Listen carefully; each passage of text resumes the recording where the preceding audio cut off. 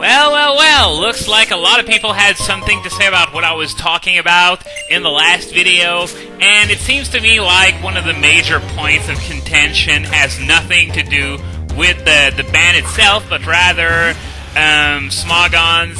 I wouldn't really say censorship, because I know there's a more appropriate word for that, I just don't know it, due to my very average grasp of the English language. But, nonetheless, oh crap! Random battle just as a dust cloud appeared, right there.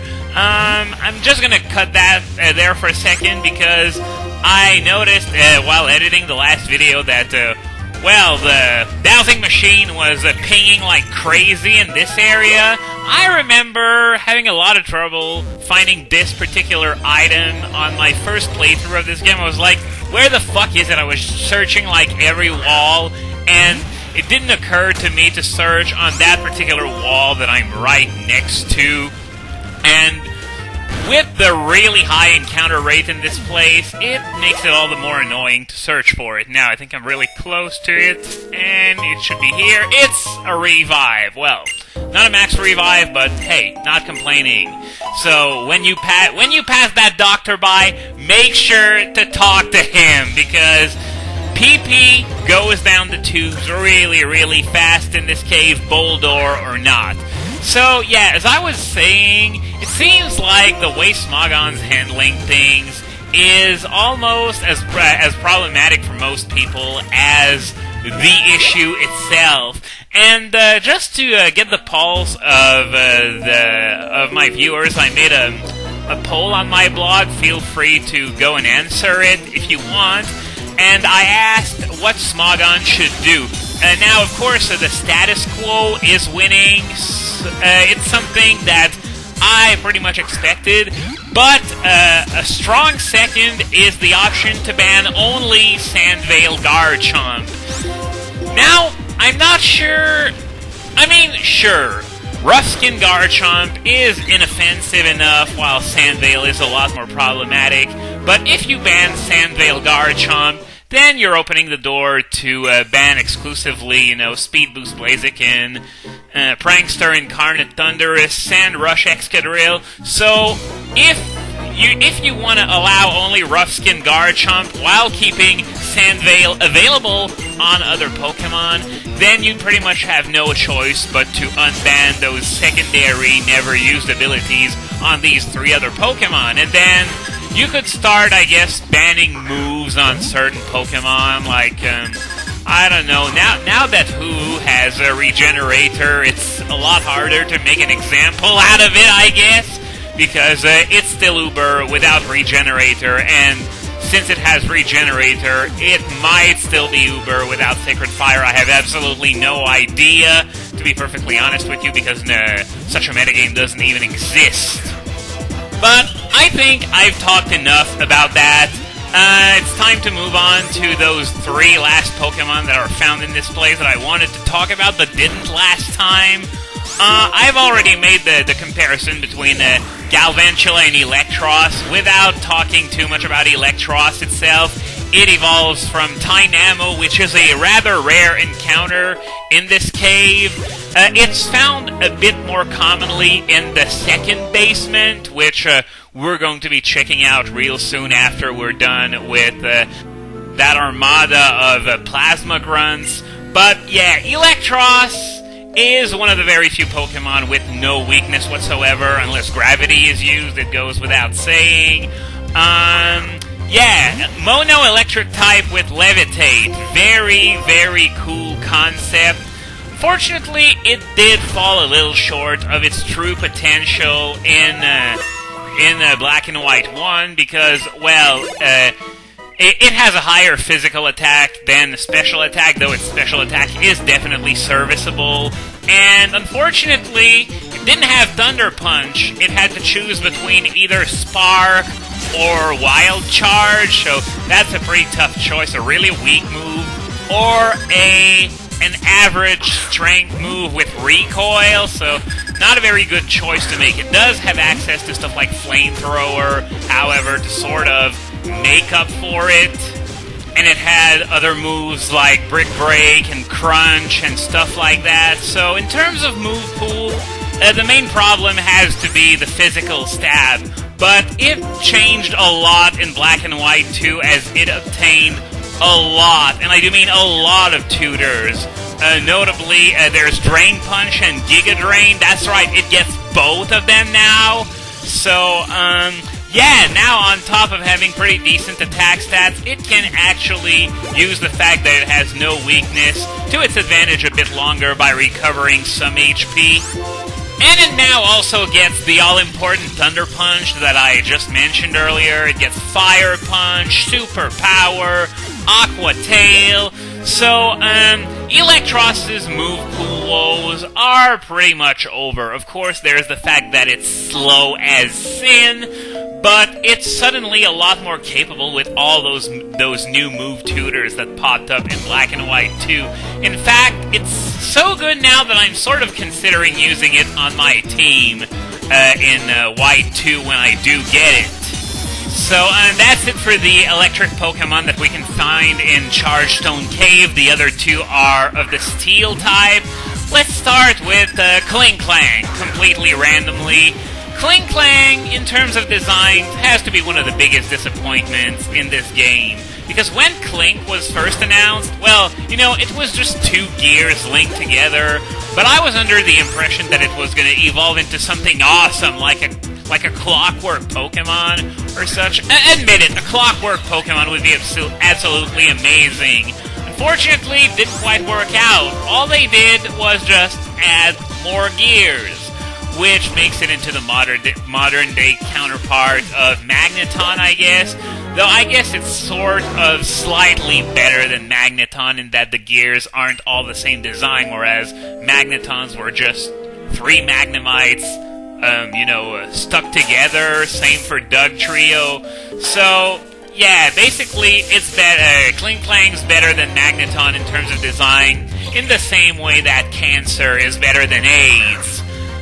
So, yeah, the design sucks, but what about its combat abilities? Well, Klinklang has not one, but 2. Count them, 2 signature moves. The first one, and by far the most notable, is Shift Gear, which allows it to, what the fuck? Can't move! And, I think I get it. It's because I was sort of trying to push that stone there, even though I wasn't really trying to push it at all, and the game just put me out of control for a couple seconds.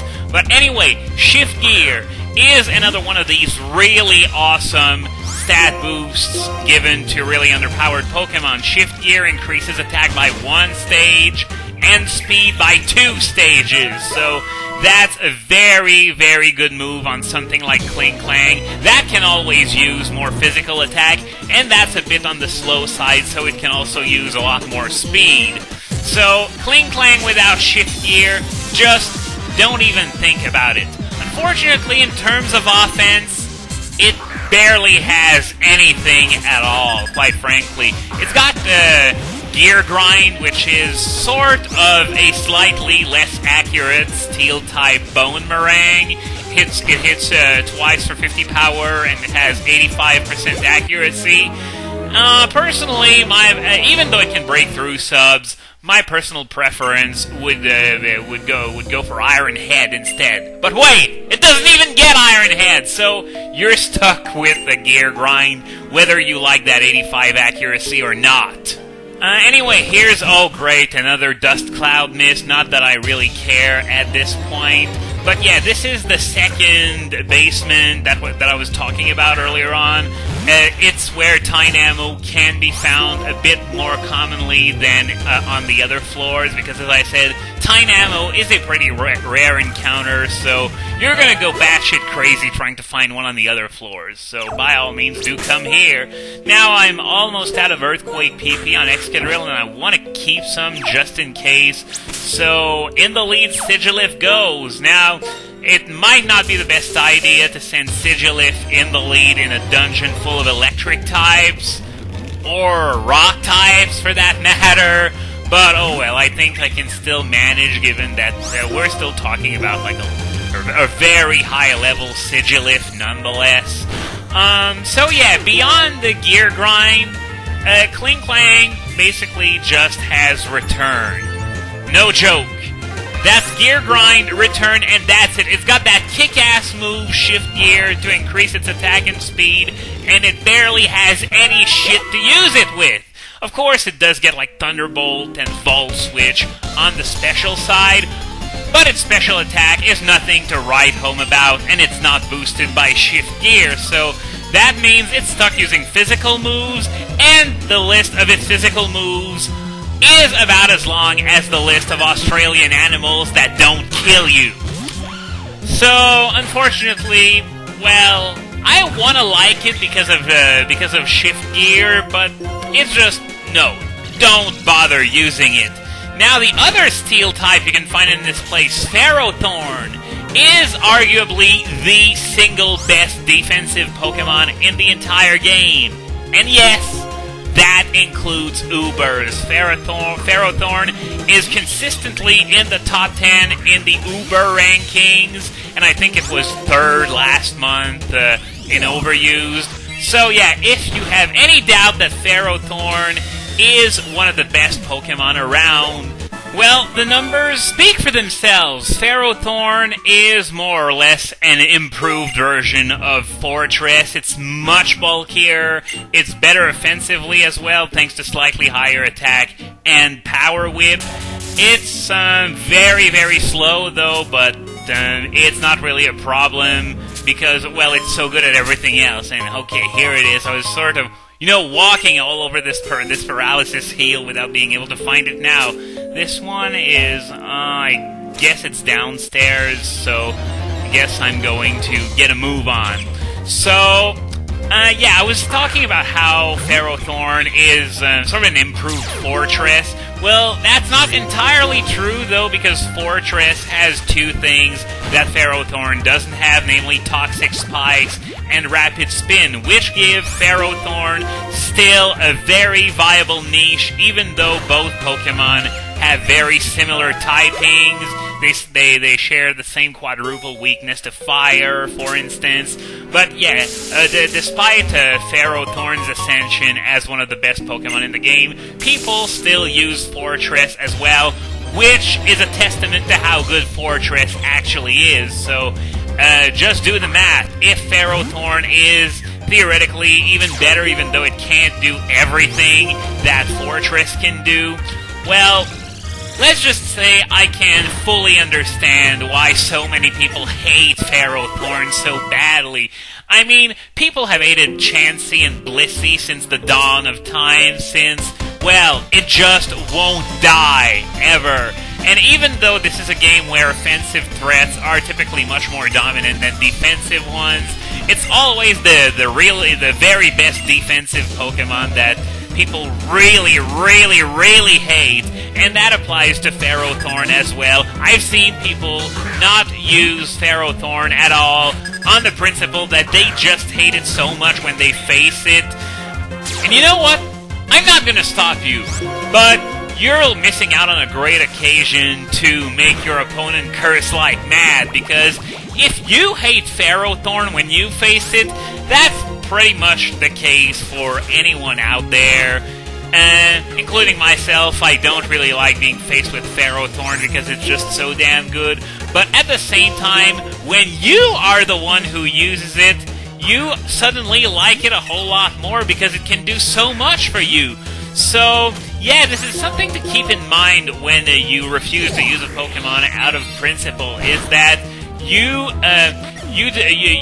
deny yourself of a chance to use a Pokemon that you hate because it's so good. You deny yourself a chance of actually liking it because you're the one who's using it. I don't know if you get what I'm saying.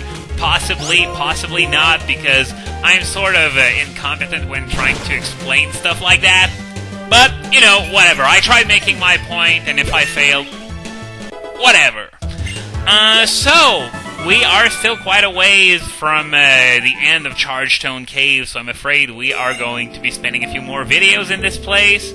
So, join me next time for more spelunking into this electric hellhole.